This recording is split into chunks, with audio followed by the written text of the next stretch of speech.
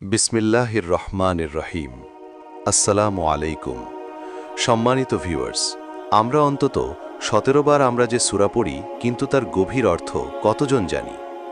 এই সূরা মূলত বান্দা ও আল্লাহর মাঝে এক জীবন্ত সংলাপ, যেখানে বান্দা প্রশংসা করে, অঙ্গীকার করে আর হেদায়েত চায়।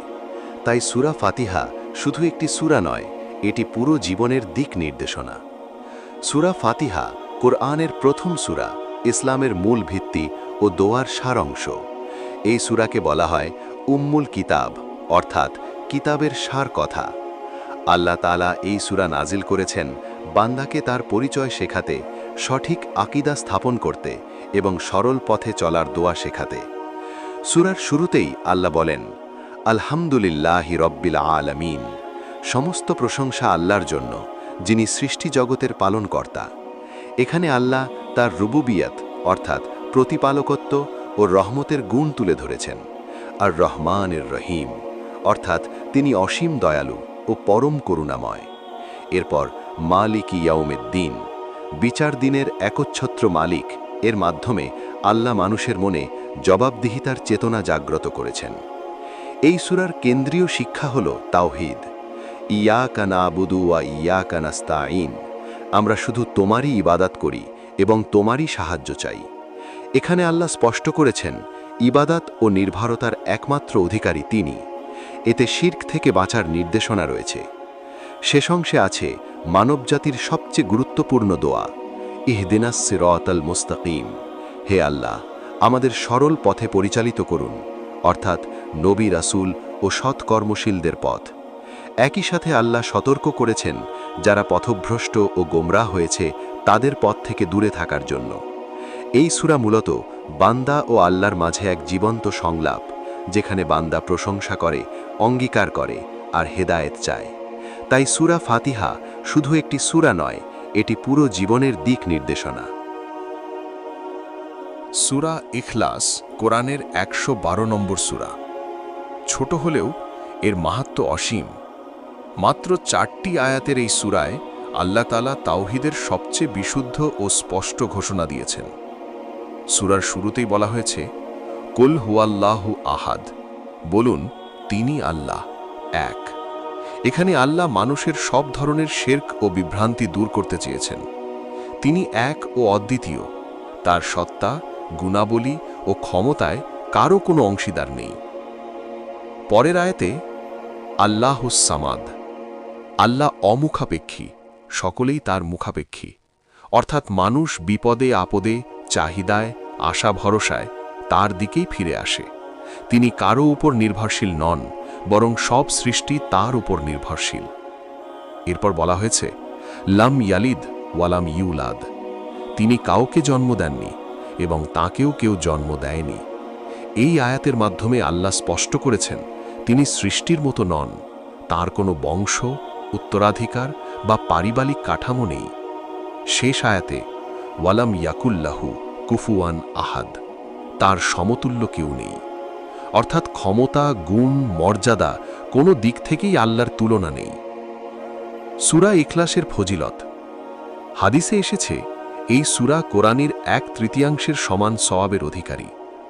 রাসূলুল্লাহ সাল্লাল্লাহু আলাইহি ওয়াসাল্লাম সাহাবীদের বলেছিলেন, যে ব্যক্তি আন্তরিকতার সাথে এই সূরা পড়ে সে যেন কোরআনের 1/3 তিলাওয়াত করল। এছাড়া ঘুমানোর আগে 3 কুল, ইখলাস, ফালাক, নাস পড়ে দোয়া করলে আল্লাহর হেফাজত লাভ হয়। সূরা ইখলাস আমাদের শেখায় ইবাদতে খাঁটি হতে হবে, হৃদয়ে কোনো শিরক বা রিয়ার স্থান রাখা যাবে না। আল্লাহ যেন বলতে চান, তোমরা আমাকে এককভাবে চেনো, এককভাবে ডাকো, এককভাবে ভালোবাসো। মাত্র 4টি আয়াত, কিন্তু এর শক্তি এমন যে এটি পুরো ঈমানকে শুদ্ধ করে দেয়। সূরা ইখলাস মূলত ঈমানের পরিচয়পত্র, যেখানে আল্লাহ নিজেই তার পরিচয় আমাদের সামনে তুলে ধরেছেন। সূরা ফালাক মানব জীবনের বাহ্যিক অশুভ শক্তি ও বিপদ থেকে আশ্রয় চাওয়ার এক শক্তিশালী দোয়া। এটি সূরা নাসের সাথে মিলিয়ে মুআউইজাতাইন নামে পরিচিত, অর্থাৎ 2টি আশ্রয় প্রার্থনার সূরা। সূরার শুরু কুল আউযু বিরাব্বিল ফালাক, বলুন আমি প্রভাতের রবের কাছে আশ্রয় চাই। ফালাক অর্থ প্রভাত বা অন্ধকার চিরে আলো বের হওয়া। এখানে আল্লাহ ইঙ্গিত করেছেন, যেমন অন্ধকারের পর ভোর আসে, তেমনি সব অশুভের উপর তাঁরই পূর্ণ ক্ষমতা রয়েছে। এরপর বলা হয়েছে, মিন শাররি মা খালাক, তিনি যা সৃষ্টি করেছেন তার অনিষ্ট থেকে, অর্থাৎ পৃথিবীতে যা কিছু ক্ষতিকর, মানুষ, প্রাণী, প্রাকৃতিক দুর্যোগ, সব কিছুর অনিষ্ট থেকে আল্লাহর আশ্রয় প্রার্থনা। ওয়ামিন শারলি গাসিকিন ইদা ওয়াকাব, অন্ধকার রাতের অনিষ্ট থেকে। রাতের অন্ধকারে ভয়, অপরাধ ও অজানা বিপদের আশঙ্কা থাকে। আল্লাহ বোঝাতে চেয়েছেন, দৃশ্যমান অদৃশ্য সব ভয়ের উপরে তার নিয়ন্ত্রণ। ওয়ামিন শাররিন নাফফাসাতি ফিল উকাদ, জাদুকরিনীদের অনিষ্ট থেকে। এটি জাদু বা কুপ্রভাবের ইঙ্গিত। ইসলামে শেখানো হয়েছে, যে কোনো অশুভ শক্তির বিরুদ্ধে প্রকৃত রক্ষাকবচ হল আল্লাহর আশ্রয় ও তার কালাম। শেষে ওয়ামিন শাররি হাসিদিন ইদা হাসাদ, হিংসুকের অনিষ্ট থেকে যখন সে হিংসা করে। হিংসা মানুষের অন্তরের এমন একটি আগুন যা অন্যের ক্ষতি করতে পারে।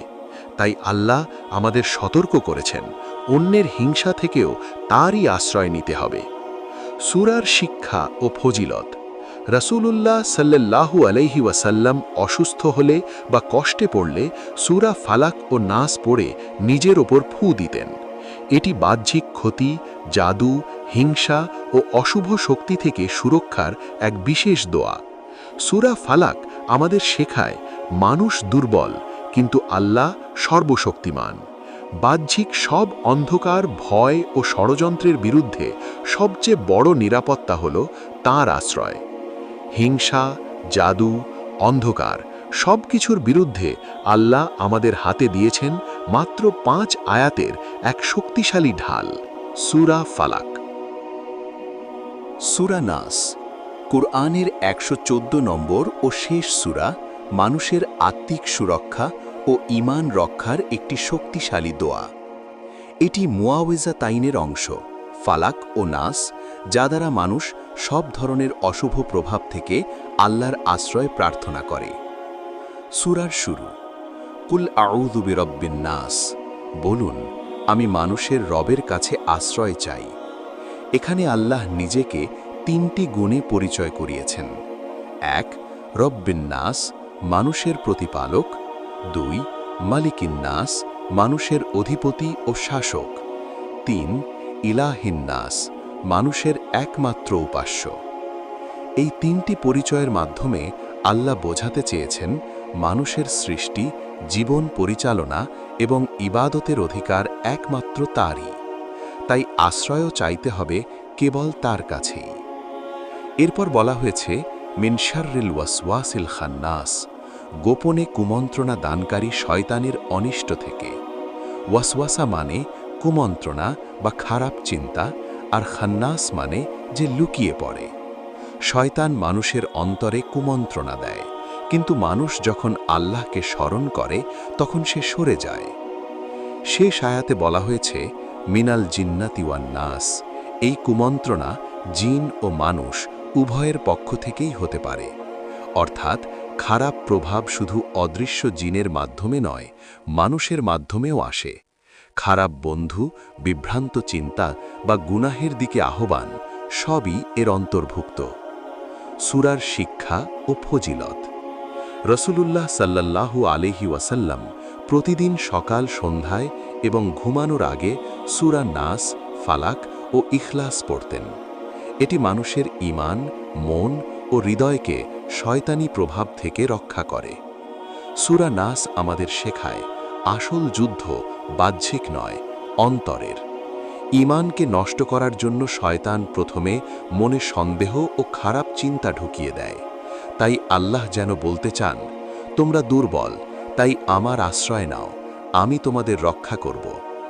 যে শত্রুকে আমরা দেখি না সেই সবচেয়ে বিপজ্জনক, আর তার বিরুদ্ধে আল্লাহ আমাদের হাতে দিয়েছেন সূরা নাস।